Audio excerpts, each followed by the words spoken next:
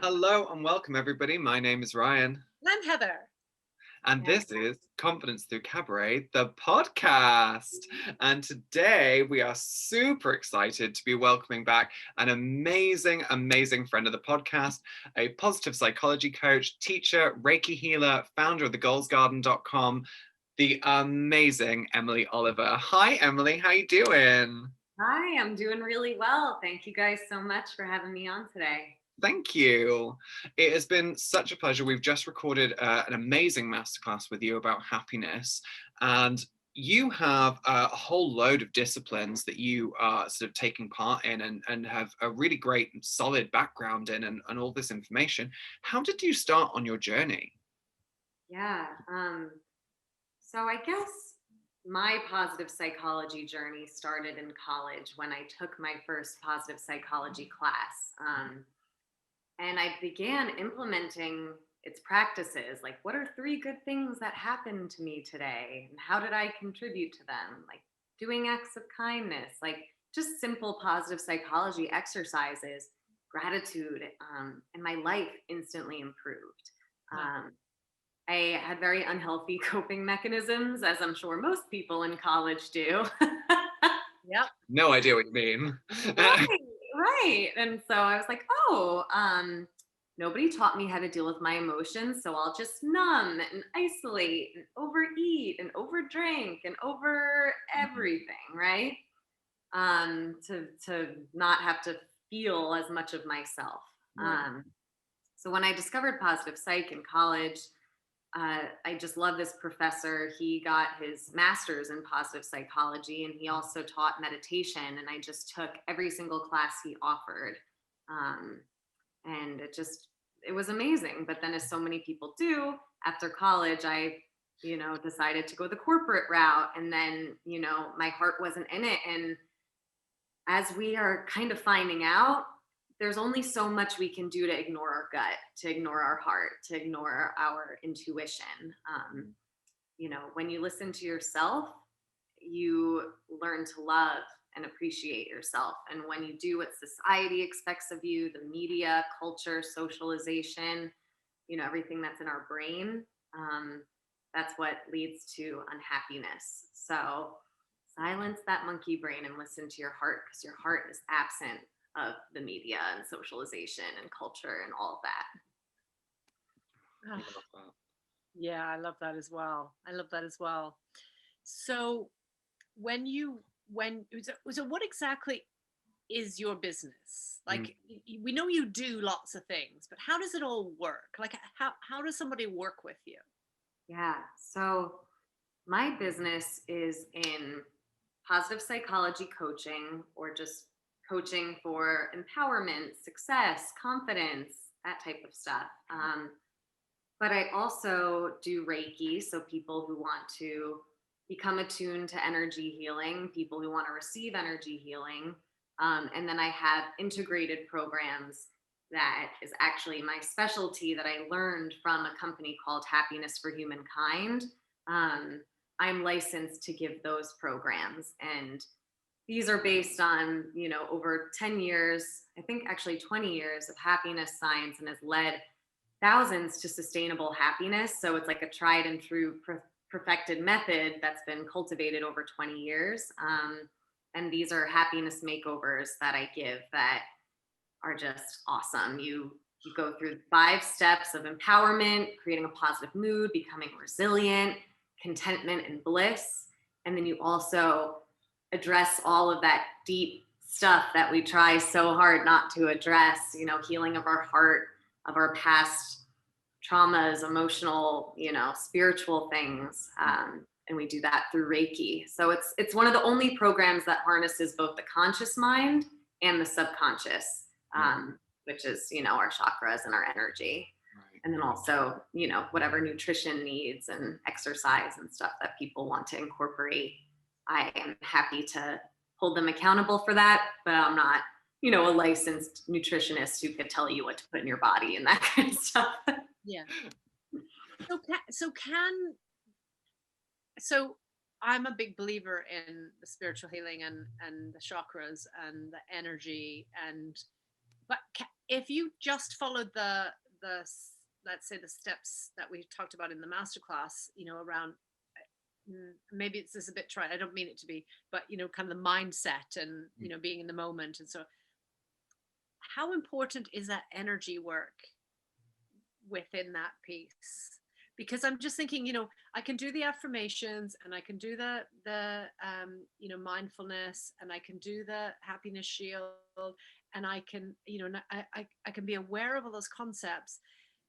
But am I limited if I'm not doing all of the chakra work and the spiritual work? Yeah, and that's a great question. So I believe so.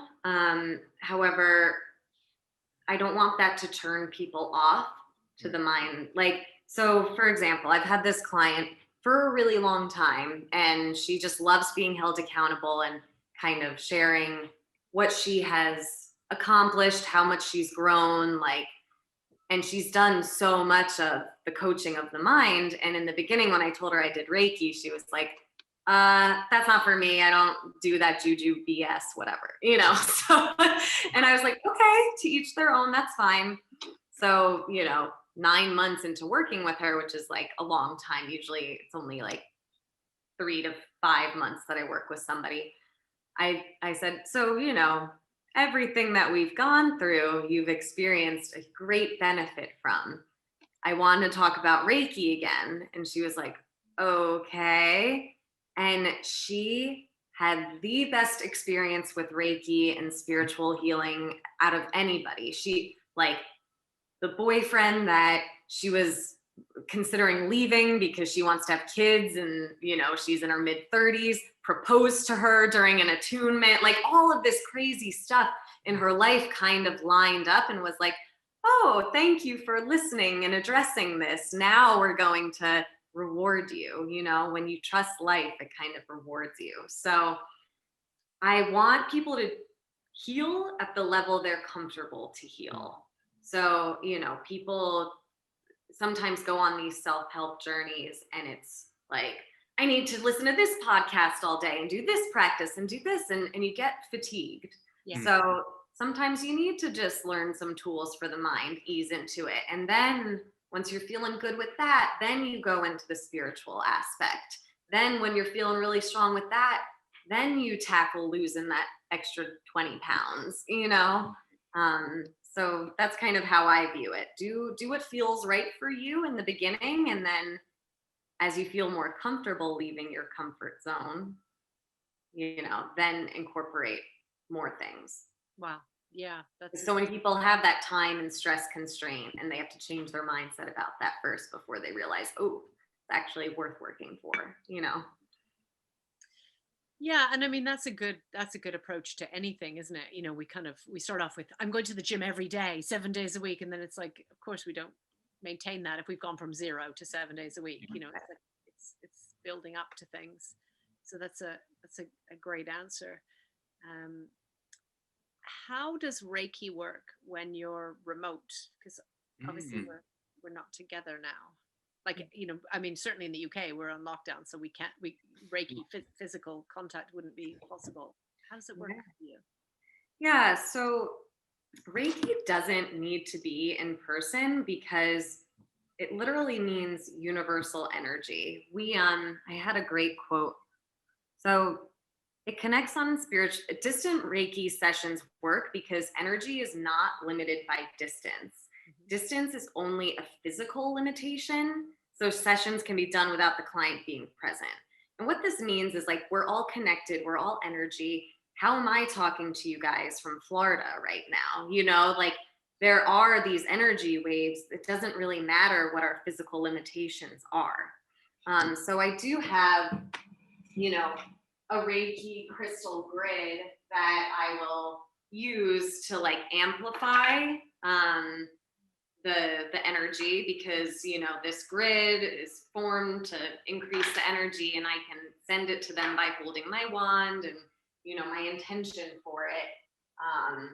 So it's sent that way. But I can talk about Reiki till I'm blue in the face. However, I just have people experience it. Anybody who's like, I want to try it, but I'm so curious, like, how does it work? I'm like, okay, then let me just give you some free Reiki and you can tell me how it feels, and then people, it's so much easier to do that than to be like, well, the waves, the magnetic field, that kind of thing. Yeah. Do you struggle? Have you ever had to have that sort of the struggle of like, okay, right, how do I explain this to, especially to a client who may be very sort of, logic-driven atheist, or a very specific and or have just a real block to that. It must be quite sort of a thing to kind of go, okay, is it just like a slowly by slowly process to talk to them with it? Yeah, so usually atheists or scientists like are curious, but I don't feel like I owe them an explanation, So people that feel called and are open to it are willing to, like, I'm happy to tell them as much as I can and get, like, I've read millions of books on the chakras and I can talk about, I'm just like, visualize me like a stick of bamboo and I harness the energy that comes through me, and it's an egoless practice and the benefits and all that kind of stuff. But usually I don't condone talking to atheists and scientists who are going into it like, this is going to be fun. Let's see, her struggle. I'm like, I don't feel like the need to do this. So, if you're genuinely curious, I'm happy to give you Reiki and, I'm happy to do this. However, like, I don't knock some of the things that you do. So please respect me, Absolutely. Yeah. So sorry. you follow all of your happiness practice, like, a lot of times the people who are it's like my mechanic, he has the worst car, how much of your life embraces these practices personally? Yeah. So that's a great question. Because I am in it so much, because I'm like laughing and doing happiness jumps and hearing people say their affirmations, like a lot of it it's kind of like therapy, when therapists are teaching tools and they learn a lot about themselves. So a part of it is integrated. However, I still do have like my 5-minute journal where I note what I'm grateful for, what my intentions for the day are, what good things happen during the day. Like, I definitely do have a practice. I moved at the beginning of last month, and I felt a little ungrounded and I felt a little bit of fear around certain things. So, I give things such as fear purges. So you like actually allow yourself to really feel your fear and explore it and be like, is this my fear? Whose fear is this? Where is it in my body? Like, I knew that I needed to do my own fear purge. So I'm good at checking in and recognizing, ooh, I need a little something extra. I need to fill up my own cup because I'm getting kind of thirsty here.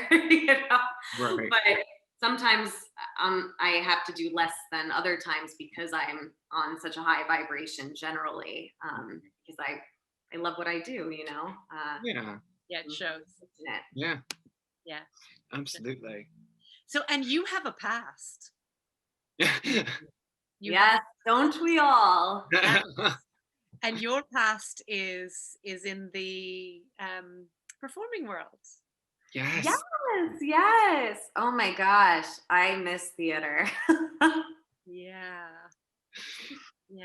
How much of your, I'm going to say, stage life comes into or informs your current practice and profession?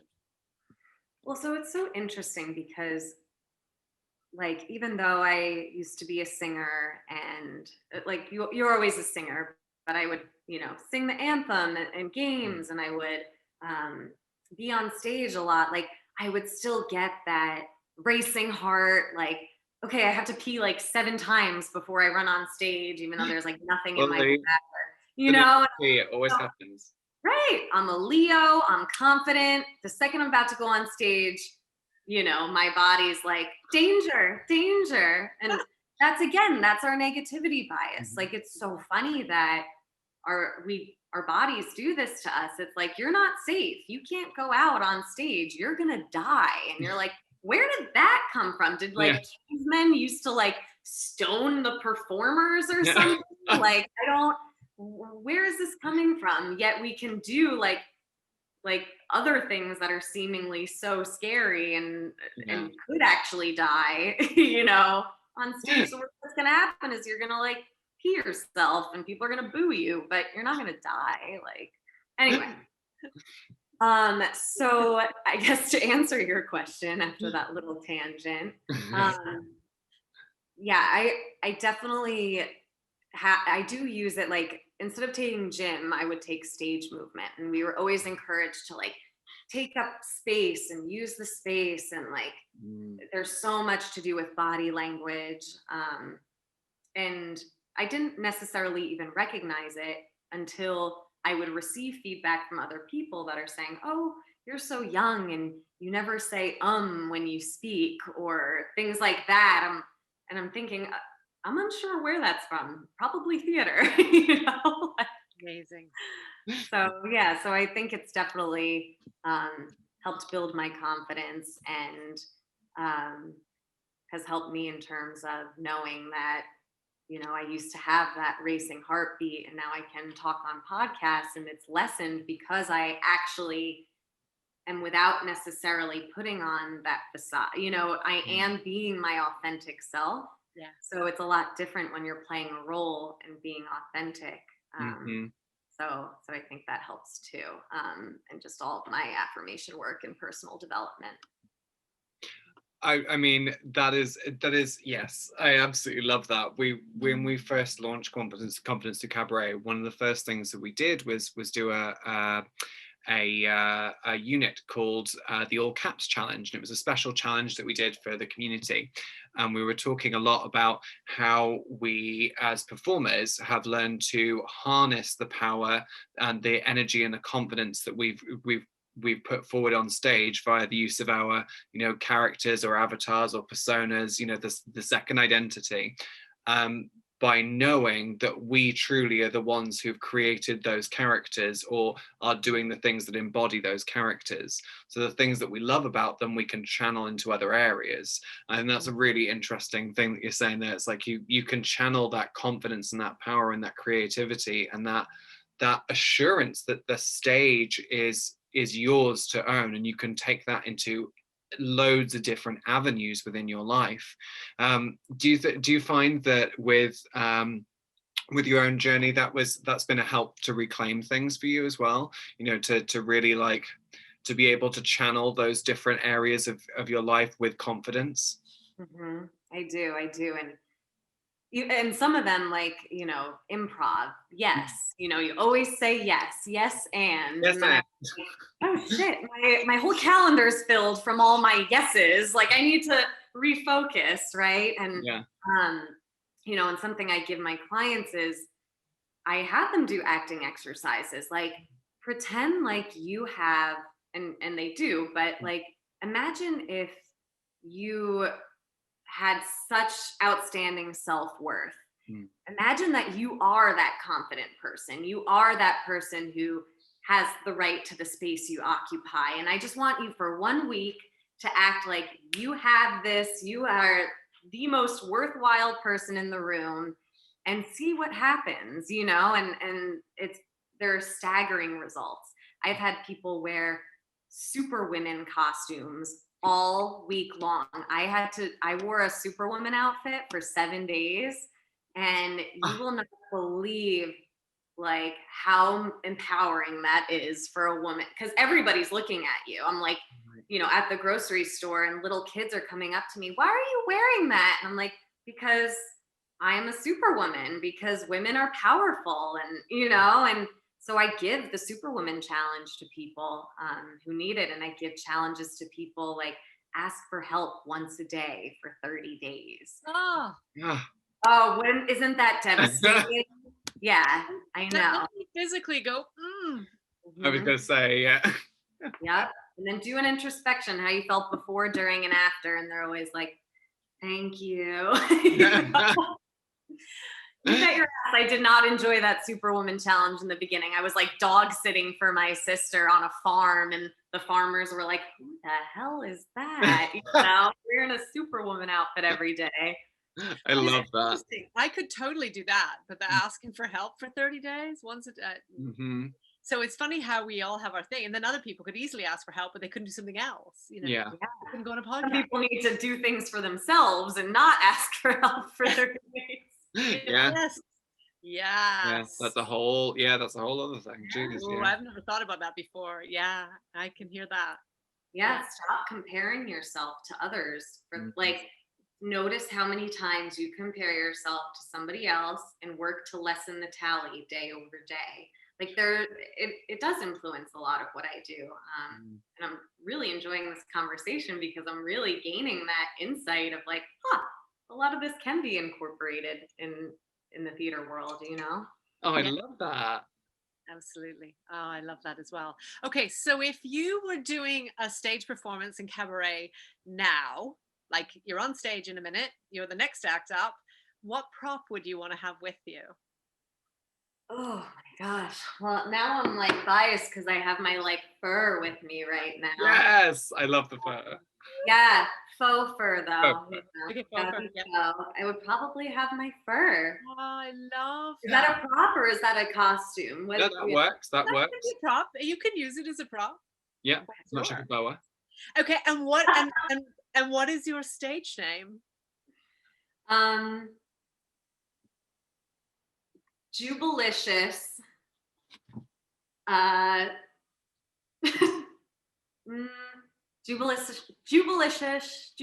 Ooh, that's a hard one. But I like it because it's like happy and you know. Right. Jubilicious Jewel. Oh, Like it? delicious jewel. JJ to the stage. Oh, I like that. Oh, I love that. I love that. And what is your favorite lesson that you've learned in your life? Oh my goodness, so many. My favorite lesson. I have to ask my heart, sorry. No, you're fine.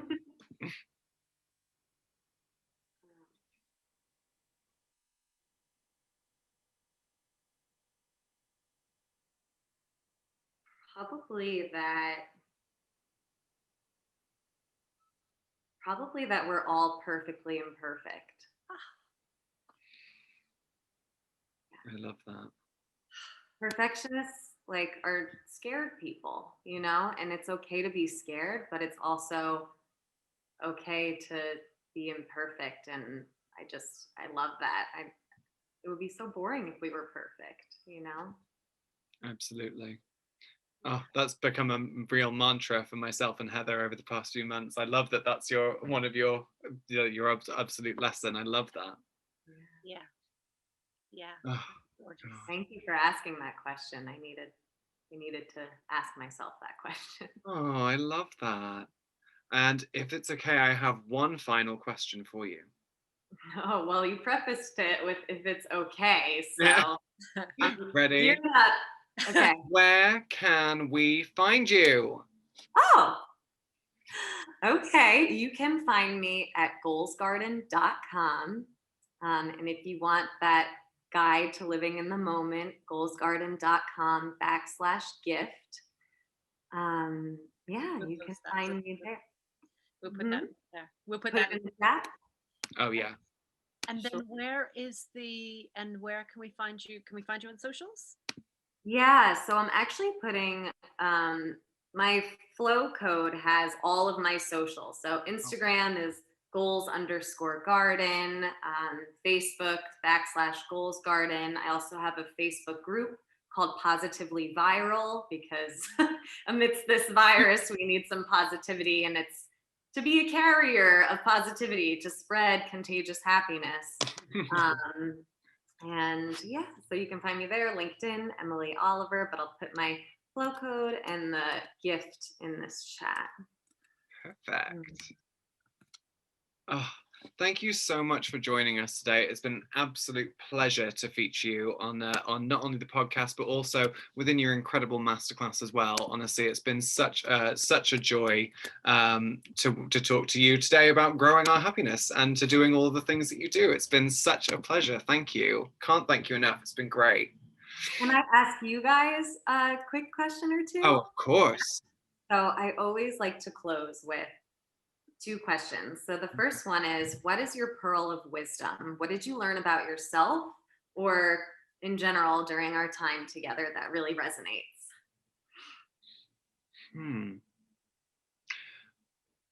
I actually I did take from when we were talking about the masterclass, I took about the fact that in spite of what could feel like a creative block or my inability to do something creative, I am actually moving forward and doing things, and I'm still working and creating. Yeah. Awesome. Thank you. Thank you. And I had an opportunity to reflect on how I talk to myself.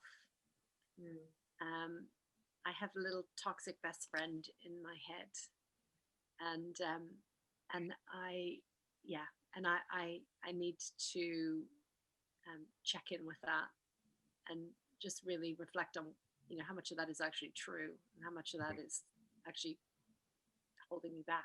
Yeah, and you can make it fun. Like, you can just listen and get to know that toxic friend, and then you can start some like quippy banter with it. Like, there's fun ways to engage with your inner critic until you start becoming buds and you start being like, okay, cynic, like let's be a little kinder today. Like, we're doing fine. Have some coffee, like, or whatever it is. So thank you for sharing that. My pearl of wisdom was just doing something totally different with you guys. This was so energizing, and I being reminded of my theater days and how much of it I actually do bring forward into my life, and I'm feeling more creative than ever. So thank you. And then the last question I want to ask you guys is, what did you most enjoy? Oh, I love the visualization. It always is. I love taking a moment where you can kind of completely separate yourself and I love that moment. Awesome. I most enjoyed that all of this, although it is hard work and it is a daily practice, it's playful. Yeah. And I love play, and it's motivating. It makes me want to put energy into it. It connects to everything. And I love that this wasn't like and then you have to do this and then you have to do this, and it was just like just play with it. I mean, even just what you said a moment ago about, well, play with your inner critic. It's like, yes, yeah. Make it work for you. Totally. Well, I just really enjoyed the format of this. You guys have something really special, and I love how you're sharing this with your community, and people really need to hear what you guys have to say. So thank you so much for doing the hard work, and energizing all of us to be better. So that's what I most enjoyed. Thank you so much, guys. Thank you for collaborating with us. Thank you for the work that you do. Go check out Emily's sites, get in touch with Emily, and enjoy the masterclass.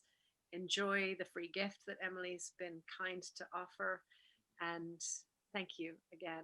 I don't feel like it's enough. I want a better word than thank you. I'm just so truly grateful that we connected. Yeah, I feel it. Thank you guys so much. I'm so grateful for you as well. Oh, it's been such a pleasure. Would you like to sign off with us in our special affirmative way? I would be delighted. Perfect. Okay. This has been Confidence Through Cabaret, the podcast. My name is Ryan. I'm Heather. And I'm Emily. And we'd like to remind you that it is your body, your world, your stage. Thank you, everybody. We love you. Goodbye. Mwah.